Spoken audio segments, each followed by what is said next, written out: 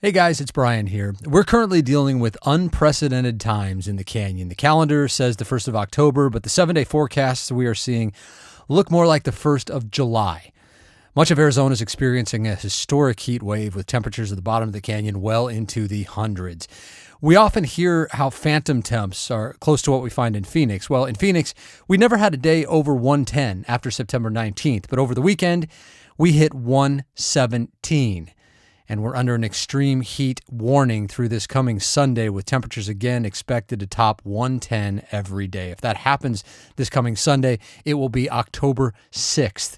Hard to believe it's this hot this long. The problem is the first 2 weeks of October make up prime rim-to-rim season since services on the North Rim, of course, shut down October 15th. So the trails are just packed. And I have plenty of concerns for everyone's safety because it just should not be this hot this time of year. So if you will be at the canyon, heat mitigation must remain your top priority.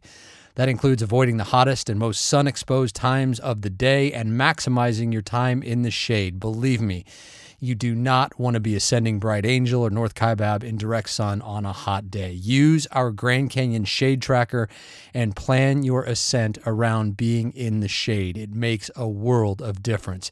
If you have any questions, you can always go to our Grand Canyon Hiker Dude Show Facebook group and we will help you. I promise you that. All we want is for everyone to be safe. So I thought this would be a good time to share one of our most popular episodes from earlier in the year. It's called Death and Despair on North Kaibab. And it's the story of a group of women on a rim-to-rim last September in similar conditions to what we're seeing right now, hot and dry. And in hindsight, they were not nearly as ready as they should have been. We'll be back with a new episode on Tuesday night, but for now, here's an encore presentation of Death and Despair on North Kaibab on the Grand Canyon Hiker Dude Show presented by Bright Angel Outfitters. Lauren Hargrove had kids when she was young and stayed home to raise them. But as they got older, Lauren knew she wanted a career of her own. And today, she has a job that she dreamed about as a kid, and one her 12 and 14-year-olds have to think is pretty darn cool. Lauren, all 5'3", 115 pounds of her, is a firefighter for the city of Chandler, Arizona.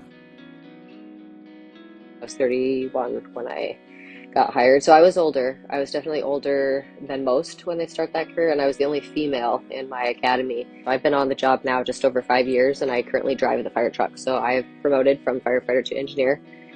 And yeah, I kind of just went for it, and that's what I do now. So it is funny. Like when I tell people that's what I do, they just kind of look at me like, really? So it's a shocker to people, but it's a really neat job. You get to drive the fire truck. I mean, talk about a childhood dream, not just being a firefighter, but you get to drive the thing, Yeah. huh? Yeah, it's actually really fun.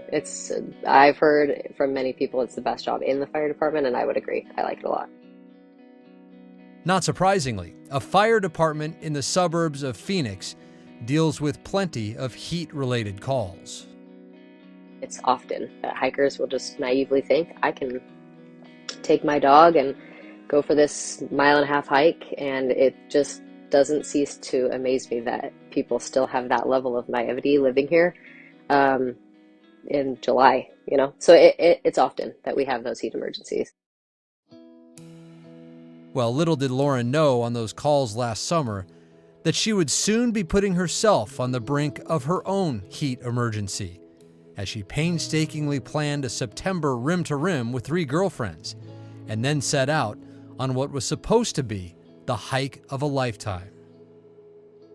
All of them were bodybuilders except for me. So they are not strangers to exercising in the gym, eating properly, like just the whole setup around nutrition and exercise. Like they're fabulous. They're all in their 40s.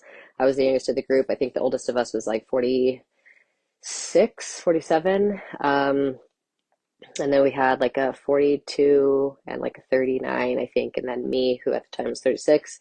So we are very healthy people. We are always walking. We're training. We had been talking about this for, I think, a year. I think we planned it the year prior, like, let's go to the Grand Canyon next year. We'll figure out a month and like a specific date later. So my friend Karina, she got all the details down. Her dad actually used to guide mules in the Grand Canyon when she was little. So she would ride the mules as her dad would guide them and tourists down and out of the canyon. So she knew a bunch, and she had, I think that she had not hiked rim to rim before, but she had just so much knowledge of the North Kaibab and Bright Angel and like the different water stops and where to find that information about what's open, what water stops are running, which ones are closed for potential E. coli, and all of this stuff. So she actually put together like a pretty like sophisticated, like good plan for us, dates, times, the amounts of food and water, batteries, like first aid kits. So I was in charge of first aid and batteries, and that one of my part in this downfall is I forgot to bring replacement batteries for our headlamps. And so that turned out to be a problem later. But our plan was originally we wanted to start at the North Kaibab and then end at Bright Angel, but that wasn't a possibility because all the rooms were booked up. So we actually had nowhere to stay. So we ended up having to reverse it. We started at Bright Angel and we're going to finish at North Kaibab, which apparently is not. When you take a sample size, people will say like that's not the best way. So we originally wanted to do it the best way, but we had kind of solidified everything a little too late. So we were going to check our luggage in early. I think they opened at like 4:30 at Bright Angel. So we had everything ready to go. We had gotten like an Uber or a shuttle to take us over there. Did everything right. I mean, we filled out the tags, we gave them to the employee, we used the restroom and had all of our stuff, double checked everything, and we're like, okay, we're ready to go. So, And so I your mean, bags were triple going to check. go around they were going to go around to the North Rim. They were going to be shuttled over. Yep, yeah, they were Got it. going to be shuttled over. We even like double checked, okay, this is where these are going to go, right? And the employee's like, yes, absolutely. So we had nothing to worry about. We had packed our food, just run over things together. You know, how many liters do you have in your bladder? How much salty food, like what kind of snacks are you guys bringing? Do you want to bring anything to share? So we were all pretty squared away. We did a lot of research, like has anyone been to the Grand Canyon? What would you do again? What would you not do again?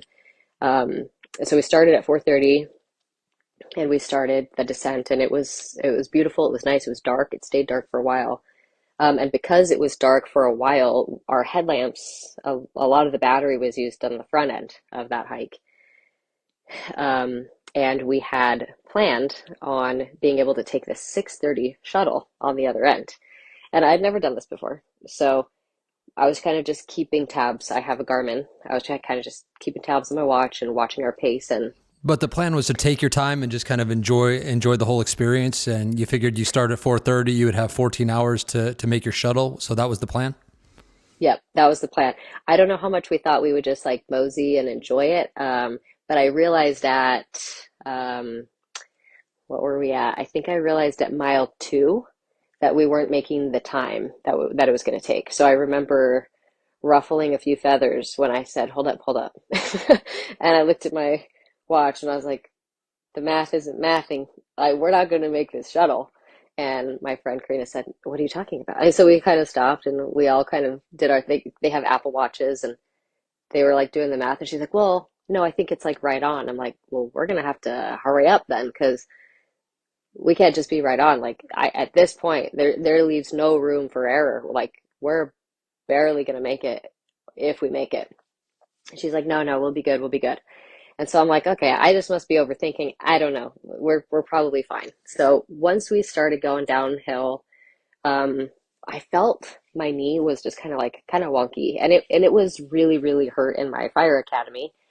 5 years ago, I don't even know what I had done to it. It was just like super, super strained. It was like an IT band issue. I had fluid buildup in my knee, which I've learned now that a lot of what I was experiencing at the Grand Canyon was called hiker's knee.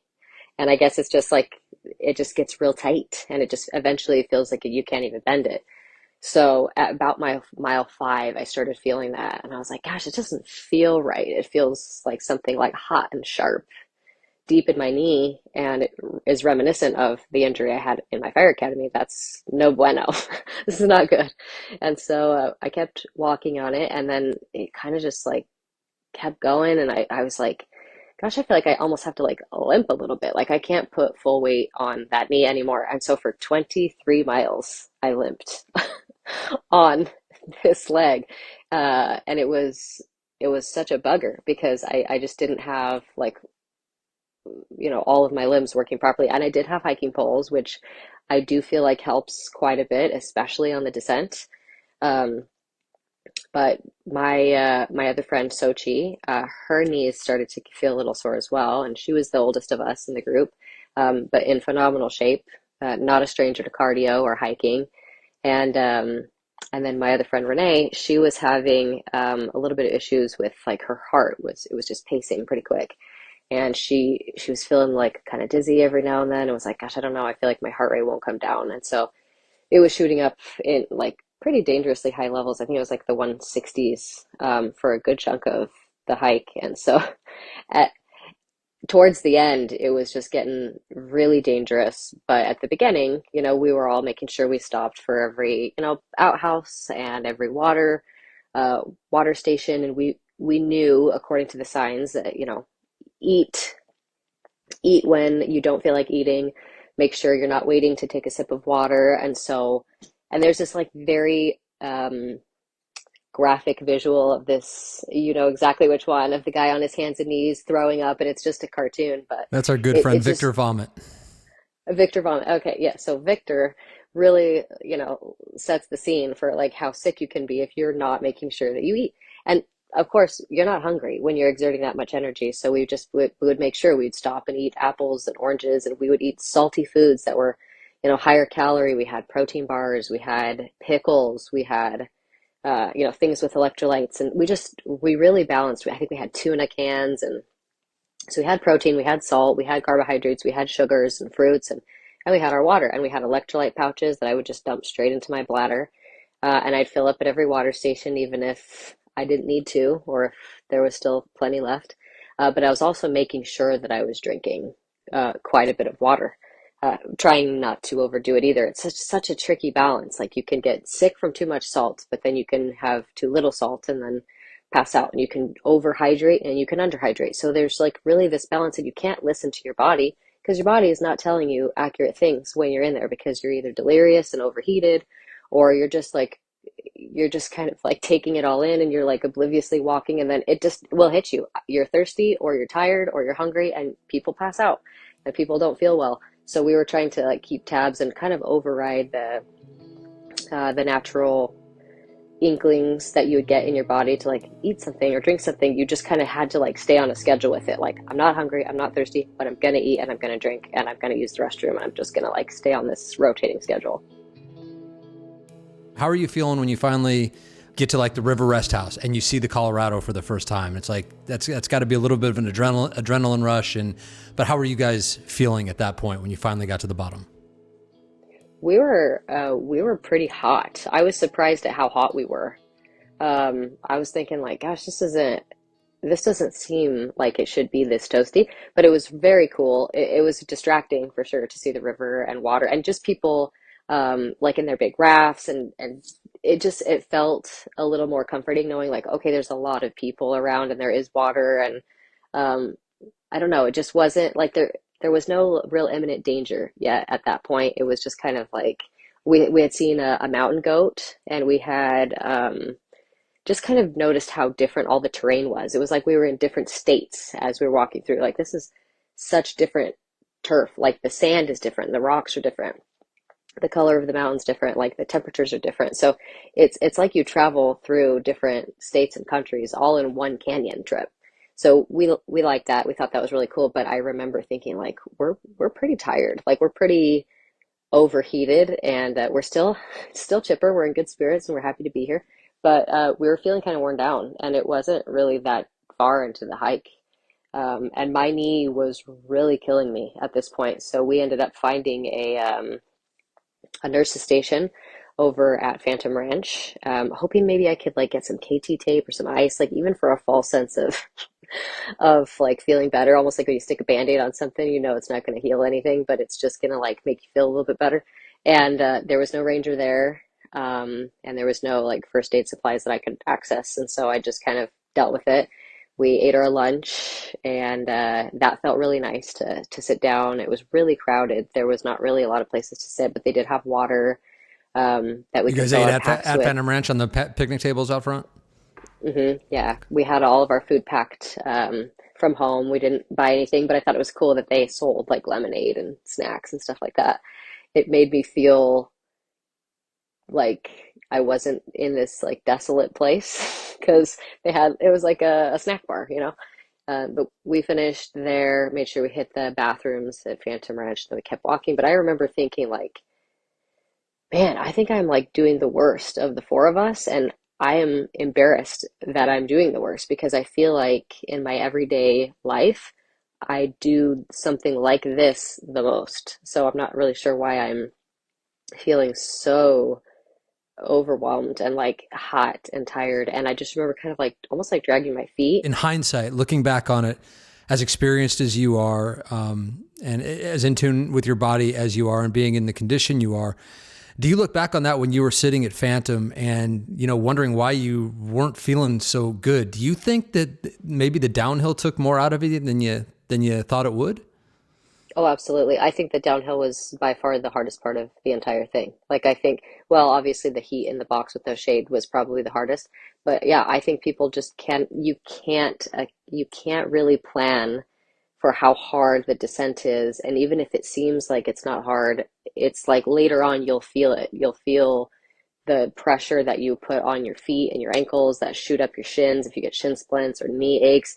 You just don't realize how much that's doing to you until you stop or until you start to pay attention to like your body once you're walking flat again and going up. Because the uphill eventually felt really nice on my legs because the whole first third was just going down. So yeah, the descent I would say is probably the biggest stress on people's bodies physically. And I feel like no one really mentions that. Like no one really stresses that enough. Yeah, and it's hard to prepare for something like that. Okay, so you guys have reassessed the situation. You're at Phantom Ranch. Where are you at on time? And are you starting to feel the time crunch? Like you might have to rush a little bit more than you want to? And more importantly than that, how is everybody in the group feeling? And did you know what you were about to be in for? Because you were about to, whether you knew it or not, hit the most dangerous part of this entire hike. Yeah, we were so naive to how bad this was about to be. And I just remember feeling tired, um, and wanting to kind of just like rest a little bit more maybe, but also, yeah, I knew like we're not making the best time and we were walking at a good pace. I mean, we are not slow pokes. We like I said, we're all very in shape. We're go-getters in our everyday life. We always move at a fast pace. All of us are very similar. But there was just something that was telling us like, gosh, something's not right. Well, what we haven't mentioned yet is the actual temperature. This is September 9th, at the tail end of one of the hottest summers on record in Arizona. The high at Phantom Ranch that day would reach 106, but the real temperature in the sun can easily be 20 degrees warmer. Worse, Lauren and her friends are entering the box, known to experienced canyon hikers as the last place you'd want to be in the middle of a summer day. And unfortunately, this is the middle of a summer day. There's little to no shade to be found. And with the box getting its name from the canyon walls closed in all around you, there's an oven effect to deal with as well. And then when you leave the box, after 4.5 seemingly endless miles, you enter a part of the canyon that can be totally exposed in the middle of the day. Basically, the entire 8 or so miles from Phantom Ranch to Manzanita at the base of the North Rim can feel like hell on earth. I remember taking a video of us walking, and I don't even know why I did this. It's interesting looking back as to even why I did this video. But I just did like this selfie video of me and the girls, and I was hallucinating. I was having really odd thoughts and my head was just kind of getting kind of heavy and loopy, and I would kind of see things, and I was like looking down and my head would bob, and I was like, I think something is wrong. Like I had never felt like that before.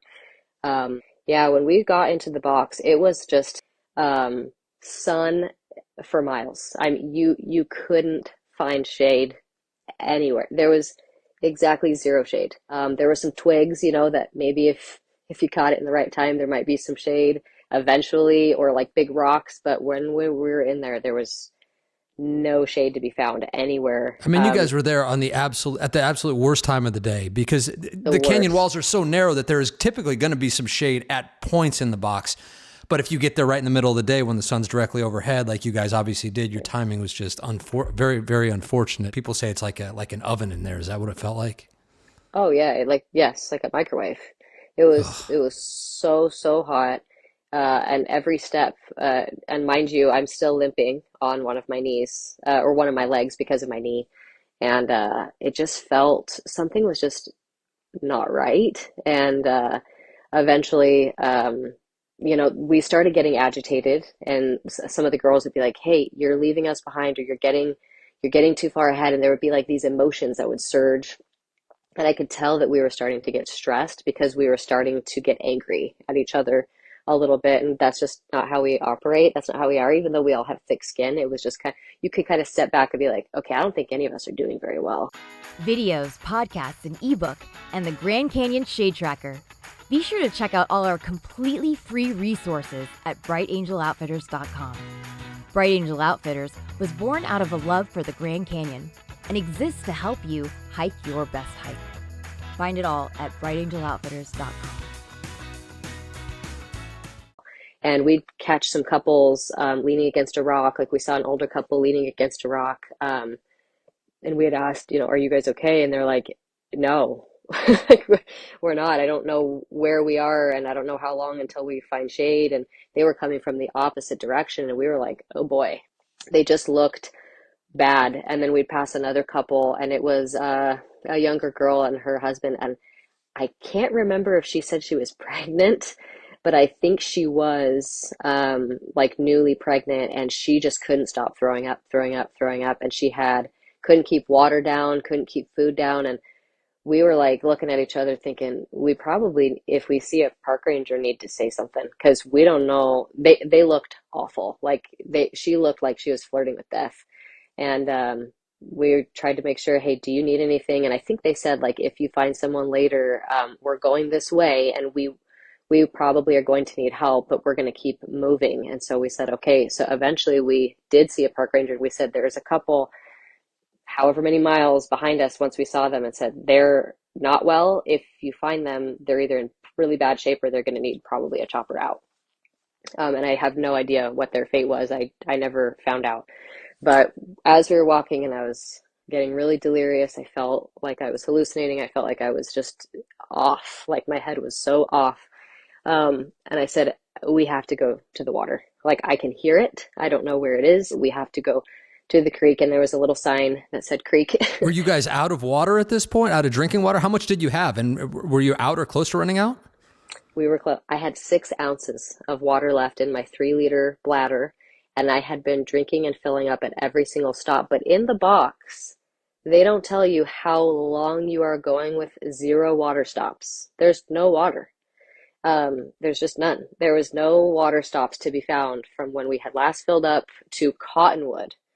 So we went a long, long, long time in the hottest, longest part of the hike, running on. I mean, I was like taking sips, and then I would stop. And every time I sipped, it was like roulette. I thought I was going to suck up bubbles, like that air at the bottom, and just be like, oh my, I'm completely out of water.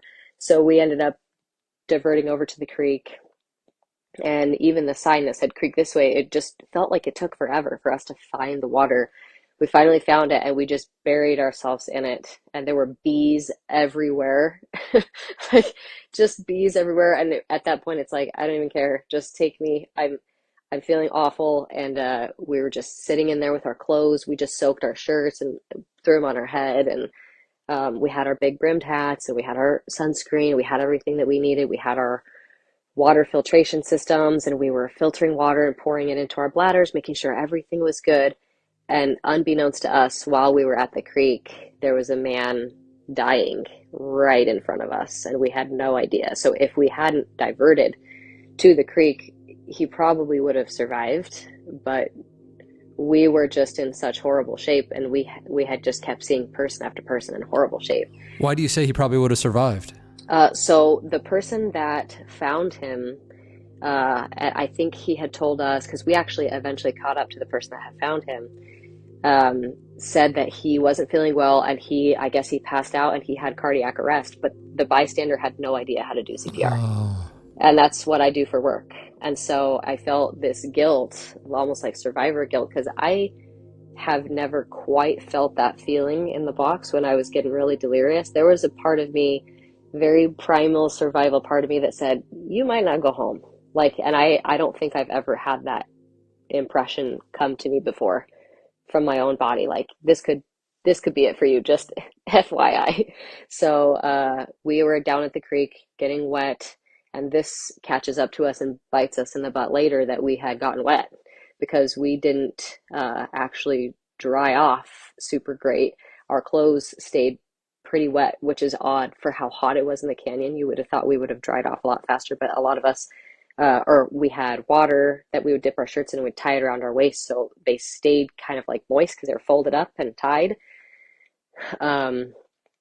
But we got out of there, we started walking, and we could hear a chopper around us somewhere, and we were like, gosh, that's kind of weird. So we paused. We had felt quite a bit better after we sat in the river for a while and just cooled our body temps down.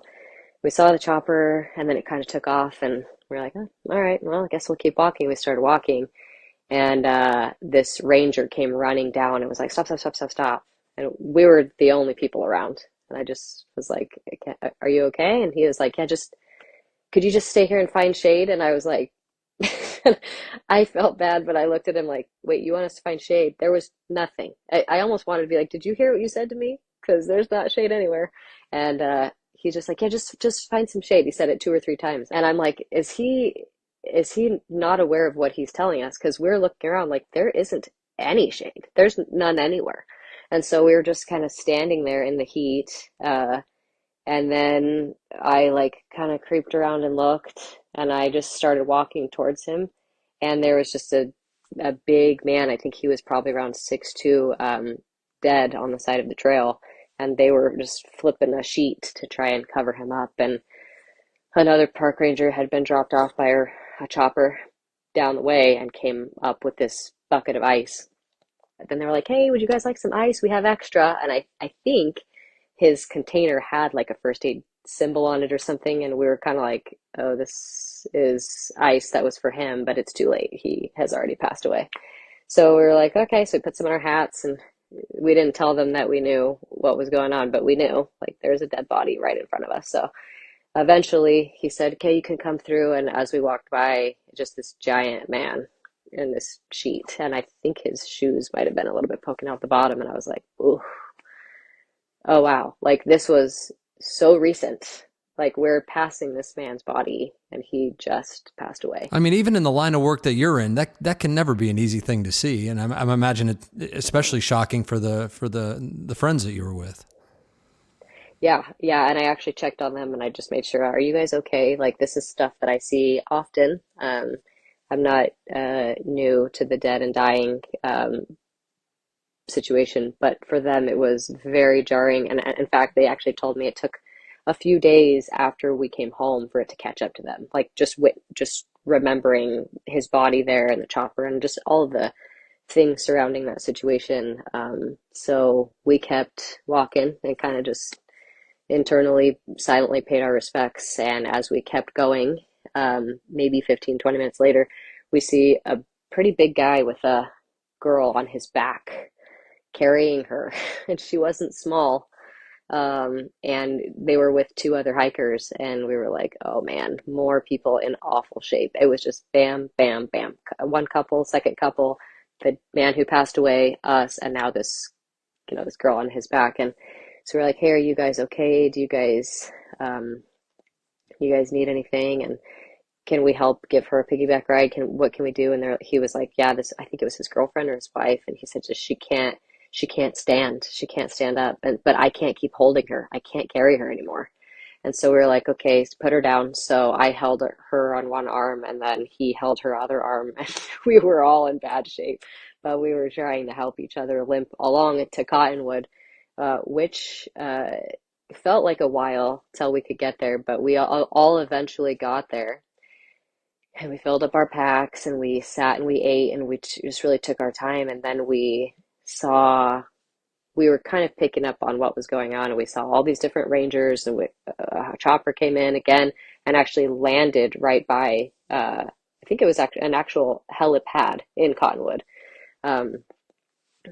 And we realized that what we had just arrived on the scene of was park rangers coming to pick up that dead man's family, to take them out of the canyon and to tell him he passed away. Because what had happened, that we were told, was he got behind. The man who passed away had gotten behind, and I think he was with like a cousin or a brother, and they were from another country and they didn't speak like any English. And so I think that they had just gone ahead, and I think that the man who passed away was like, oh, I'll catch up or something, and he never did, and he never made it. And so I think they thought they lost him, and so no one had told him that he had died. They were taking the family out to then break the news that he had passed away and that his body was on the trail. So it was... Sounds like the worst day in the canyon ever. Oh yeah, it was not great. We had just this naive plan coming. Well, we weren't naive. We planned, but we just thought, people do this all the time, and it's not a problem. People in worse shape than us that are older or less experienced hikers, they do this all the time. Surely we're going to be okay. Have you joined the club? Our Rim to Rim Hiking Club 2024 t-shirts are now available at brightangeloutfitters.com. Super soft, super stretchy, and made so you can celebrate your once-in-a-lifetime accomplishment. The Rim to Rim Hiking Club t-shirt, part of an entire Rim to Rim collection of tees, hoodies, and sweatshirts, available only at brightangeloutfitters.com. Sales directly support this show. Again, that's brightangeloutfitters.com. Yeah, so we kind of took our time there in Cottonwood, and then we continued. You guys are in Cottonwood. It's been a hellacious journey since Phantom Ranch. Did you know at that point when you got to Cottonwood that you were essentially only halfway from Phantom Ranch to the North Rim? Did you know that was basically the halfway point, or did you think you were closer? And what kind of condition were you guys all in at this point? Yeah, we were not doing great. We were still limping along from when we diverted off to the creek, and we were just like so overheated and overworked. But the creek had helped. The creek had helped. And I actually think there's a part of me that thinks that we might not have made it if we hadn't stopped there. I for sure would have run out of water. And of course, when you're out of water and you want to ask someone else for their water, there's a survivalist mentality there where it's like, okay, you're asking me for my water, but I'm not doing well either. And so it's just kind of a bad situation. And you've done everything up until that point to prepare you properly. It was just nobody's fault. You drank your water because it's hot. You were doing what you needed to be doing. There was just nowhere else to get water unless you went to the creek. So at this point, someone did tell us, there was a hiker in front of us that actually ended up staying pretty neck and neck with us the rest of the time. And she, I think, was the one that broke the news to us after we were about to leave Cottonwood, that you guys are halfway. And we were like, what? Wait, we're half? Okay. And at this point, I think it was 3:00 in the afternoon. So we had so far to go, and there was a ranger that had come to us and said, hey, you guys have about 5 miles up until the next water stop, or 5 miles for something else. And we were like, okay, 5 miles. 5 miles is doable, right? And like, it's just so funny. Walking or running 5 miles is so different than hiking a windy canyon. It just, for the 5 miles in the Grand Canyon might as well be a million miles. And so we started going, and the ascent was helping somewhat relieve the pain in my knee. It was just a different step, I guess, versus the down or the flat. It was kind of like helping by being this angle. But they have these boards, if you remember, like the boards and the nails, almost like for when it rains, it like kind of stops the water from like sloshing out the whole trail. And so I would have to lift up and move my leg over every single one of those. These are the famous Grand Canyon steps, the soul-crushing steps in the Grand Canyon. Oh, just a nightmare. I just remember thinking, if I have to step over one more of these damn steps, I'm gonna lose my absolute mind. And they just never stopped. And so that was the part. It was like swinging your leg over and just like your leg just hurt, and it's just getting more and more stiff by the second. And we kept going. We eventually caught up to the people at another water station. And we're like, okay, good. There's another water station. We made it here. This is perfect. We're going to fill up our water. This man was like super helpful. We said, about how much longer do we have? And he said, you've got about another 5 miles. And we were like, wait, hold on. Someone else told us we had 5 miles 3 miles ago. And he was like, sorry, I don't know who told you that, but that's not right. And you have 5 miles from here. And just so you know, that next water stop is shut off. And we were like, okay. All right. So it was like, what do you do at that point? I mean, you're already running on fumes, and you can either just die right there and just say, I'm not going to go any further, or you could just keep going. But by the time you guys left Manzanita, which is essentially 5.4 miles and 3,600 feet of elevation still to go, which I assume is where you were, because that's the last water stop until Supai Tunnel, which hasn't had water on in a couple of years, as you guys unfortunately found out. But what happened after Manzanita? Because that's when the climb really, really starts, and it's still the middle of the afternoon, I'm assuming, at that point, because it's still probably super hot. If you said it was around 3 when you were in Cottonwood, so now we're Yep. 4 or 5 o'clock, and it's Yes. getting late in the evening. Hopefully, you're starting to get a little bit of shade now as you start up the serious part of North Kaibab.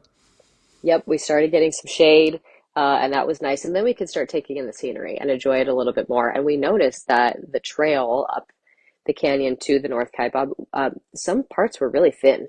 You kind of felt like a mountain goat. Like, some of them are wide and some of them are a little thin. And so we were trying to watch our steps, but one of my friends that kept having the heart rate issue, she was like, gosh, I just feel like I need to slow down. Like, my heart is pounding. And, she'd look at her watch and her heart rate was in the 166, 167 range. And she was like, I can't, like, I'm getting dizzy. And I was like, okay. So then I'd wait with her, and the other two were just continuously going up, even though one of them had a hard knee, like I was having. They just kept going. And I was like, okay, we'll catch up to them. We'll catch up to them. But every time she stopped, it added so much time to our hike, because she would just have to wait until it started to come down. But the second she would move again, it would climb, and then she would feel bad. And so that was horrible, because that added hours to the end of our hike, and no fault of her own. It's just her heart rate couldn't come down, and it was causing her to be dizzy. So she didn't want to get dizzy and then fall, hundreds of feet, which apparently happens often in the canyon too. People will fall off the trail and the higher parts of the canyon, and then there's nowhere to go but down. And so we would pause, and then the other two would just get further and further and further ahead, and it started to get really dark, and we could just see the light, and every now and then the light would stop. Like, they'd wait for us, but then it would keep moving, and we're like, dang, I don't know if we're ever going to catch up to them. And at one point they did stop and wait for us, because they were like, gosh, it's getting really dark out here. I think our headlamps aren't going to keep us afloat for a ton longer. I mean, one of them started to flicker out a little bit, and I knew we had our cell phones charged, because I think we had them in airplane mode, and we obviously weren't using them. Is this back very to the much. battery issue that you mentioned in the beginning, that you were responsible for batteries, but you guys used the headlamps on the way down, but maybe you didn't plan on using them on the way up? Is that the issue we're running into? Correct. Yep. So we were thinking, okay, we got the 6:30 shuttle. We'll maybe deal with an hour of some kind of darkness, but not pitch black. And my fault entirely for forgetting the batteries. I don't remember being assigned the batteries, and so that was my issue. My friends were like, "Hey, did you bring the batteries?" And I was like, "What batteries?" And they all were like, "Oh my gosh!" And I was like, "What are you talking about?" And they're like, "She forgot the batteries." And I was like, "Did you guys assign me the batteries?" And then it hit me. I'm like, "Oh, you did assign me the batteries." Oh my gosh, because at this point, this is like life saving. We needed light, and the hikers were getting. We didn't have a lot of hikers out there, and the distance between us was pretty great. And I was actually kind of shocked to see how many people were hiking it alone. So every now and then we'd see like a single hiker pass us, but I guess if we got desperate, we could say like, hey, can we keep up with you and your light? But some of the people were really hauling butt, they were walking fast and some people were going really slow. So we just tried to band together, stick together. And I don't know if this is too much information, but two of us had started our menstrual cycles, which we had planned for, but it was also another Oh my element gosh. of this where we were like, okay, maybe I need to stop. So then one of us was like, hey, we need to like, we just like pull over for a second? I might need to like change out some things, and like I just need to address this, and I think I'm getting hungry, but I'm not really sure. So now like hormones imbalances are mixing with like potential hypothermia and heat exhaustion from earlier, and like everything in our bodies are just kind of feeling wonky. Well, hypothermia now, is it getting cold now as it gets dark? So now it's starting to I get mean, cold. come on, right? So yeah, which is so strange. The temperature just swung so much because it wasn't even that cold at 4:30 in the morning, but suddenly around 7 p.m. it was getting really chilly, so dark. And I wish I could have enjoyed it more because it was so beautiful. There's zero light pollution. It's just you and the canyon and the stars, and it's so peaceful. We would see these giant spiders. We saw tons of scorpions. It just felt like you would see eyes in the trees, like birds and different things. And it just started to get really creepy, and like just the noises and the cold. And it was just like, where are we? How much longer do we have? I can see the sky. We're getting closer to the top. I can tell. My body is telling me we're close, but we just were not close. Every switchback felt eternal, so eternal. And we felt like we were making almost no headway. At one point, we went the wrong way. There was, which you're wondering, how in the world do you go the wrong way? There was a turnoff to where they park the mules in a certain part, and we just, for whatever reason, followed that, and then we hit a dead end and like a fence and a wall, and we were like, this doesn't make sense. There's nowhere else to go, and we realized we had just taken this slight turn, and it took us all the way, all the way down, and so we needed to go all the way back and Oh man. back onto the trail. And at this point, we're probably thinking we're all just idiots. Like we thought we were smart when we started, and now we're questioning everything. So we keep going. And now we're just agitated. Some of us are angry, some of us are tired, and it's just like now we're frustrated. You're not keeping up. You have to keep moving. You have to stop stopping. You have to stop eating little snacks every 2 minutes because you're making us stay out here way too long. So now we're frustrated at each other and we're emotional and we're just like, get us the hell out of this canyon. And that was all we were thinking was get out of the canyon. We had no cell service. Obviously, we had nothing. So thankfully, we had food. We had an external battery for our phones if we needed it. But now we're shivering. And the only one of us who wasn't injured was the one of us who is super susceptible to hyperthermia and gets really sick when she gets too cold. So we have two injured knees, a high heart rate that won't come down, and now someone who's just shivering to death. We have no warm clothes because everything on us is still wet from earlier. And so we're trying to make this work, and we're just like shaking, holding our phones, like trying to see the light with our flashlights and what we have left, and the headlamps are dimming, and we're all just, it's almost just quiet at this point because we're so frustrated. And then sometimes you could hear like a and some of us would be like crying because I know I was one of them at one point because my knee was so in so much pain that I could barely take another step. There was part of me that's like, you just have to leave me here. Like, I don't know what else to do. You're just gonna have to leave me here and hope I'm here in the morning and I'll call you. Because I don't know. I don't know that I can take another step. And it was just like, so just quietly, just like, I remember biting down on my teeth, and I was just angry and in so much pain that I just could hardly stand it. And we just kept going. And then suddenly I heard like a ding, and it was my phone. I had gotten cell service and my partner had sent me a text, and I was so shocked. I was like, okay, we're close then. Like we've got to be close. And so I scrambled to my phone and I just said, "Hey, like I can't tell you anything else other than if you don't hear from me in the next like 30 minutes, you need to call 911 because we are not we are not hanging on. Like we are not able to hardly take any more steps. We're cold. We are like delirious. Like something is very, very, very wrong. Like none of us are able to even function anymore. Like we're at the the bitter end of this and we are not well. And he just was like, okay, all right. So I said, I can't text you. I think I'm going to save my battery. So I put my phone away and we just kept going. And eventually we saw the sign, the exit, and we made it out and we just all, I mean, just stood there in shock. Like two of them started crying and I was just standing there like, we were so cold. We could hardly even like hold our phones. We were so cold. We pulled up the lodge and it said 16 miles. And we were like, okay, hold on. And so then they just all broke down crying and I'm like, nope, hold on. This is not like, hold on. And so by the grace of whoever is looking out for us, somebody came, this young like 17-year-old girl who was doing some like co-op thing through school and like traveled here from like Kentucky and was working for the Grand Canyon for the summer, had come over and said, hey, are you guys doing okay?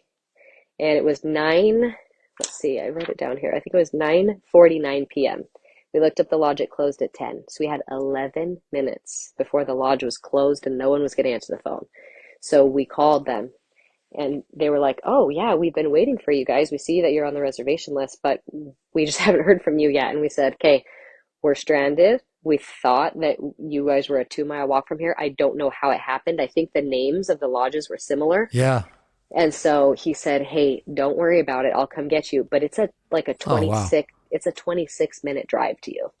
And we were like, oh my gosh, okay, we'll do it. Like, absolutely. So the nicest people, I mean, he saved our bacon. He and his wife, they own the lodge up there at North Kaibab, his Kaibab Lodge. Kaibab Lodge, yeah. Yeah. And you guys thought you were at Grand Canyon Lodge, which is the one that is actually on the North Rim and 2 miles away. That's the one. Yeah, that's exactly what Ouch. happened. Not the So first time I've heard this story. oh yeah, I imagine because the exit is just right off the road. There's nothing else there. And it was dark, so maybe there's stuff there and I just couldn't see it because it's pitch black. But he eventually came and he was the sweetest guy. He brought us all sandwiches. And Oh, wow. yeah, and it was the nicest thing ever. And that girl had given us a blanket. And so we kind of sat underneath that and we got in the van and he broke the news to us that we never got your luggage. Looking for a day pack designed specifically for Grand Canyon adventures?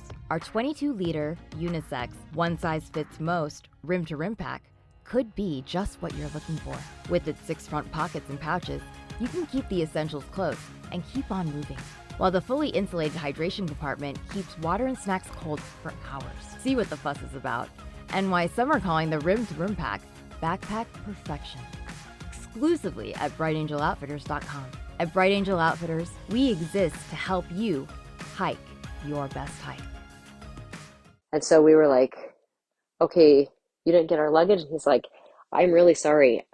I've been watching all day and we have not received any of your luggage. I mean, we can check one more time when we get back. And so we were like, oh, okay, that's everything. That's everything we need is in there. Clean underwear, clothes, warm jackets. I mean, everything we need is that. Is there anything else that can go wrong, Lauren? Oh no, we kept thinking that all day. And My so I mean, gosh. our tampons and pads and everything that we needed was in there, right? For even just our like hygiene as females. And so we got into the room and we see that somehow, I don't even know how this happened, there was, I think, like a queen and a twin. And I think we thought we were getting 2 queens, or we had said we needed 2 queens and they didn't have it or something. And so we were like, okay, that's fine. This is okay. We're in a warm place. It's fine. And one of us just, I remember she just started wailing, crying. And we were like, no, we got this. It's fine. We got this. Like, I'll sleep on the crack. We'll push the beds together. So I slept in the crack, like pushed the beds together. There's only 3 pillows. So I shoved like a sweatshirt underneath my head that was tied around my waist, or a shirt that I had tied around my waist that was wet, like shoved that underneath my head. And we all would just piled in the shower together. We were freezing. We didn't give a rip. Like, we were just all like penguins in there, just like shivering cold. Our clothes were so disgusting, filthy, sweaty, dirty with the creek water. And we didn't have anything. We didn't have deodorant. We didn't have toothbrush. We didn't have toothpaste. We just had nothing. So we had no, like I said, menstrual stuff for us. So we're just trying to like lay real still. Like everybody just don't touch anyone else. We're like sleeping. We had no like clothes on. We were just like hanging our dirty clothes to dry. And so we just made it through the night. And like I said, we couldn't tell our spouses what had gone wrong or where we were. There was no cell service.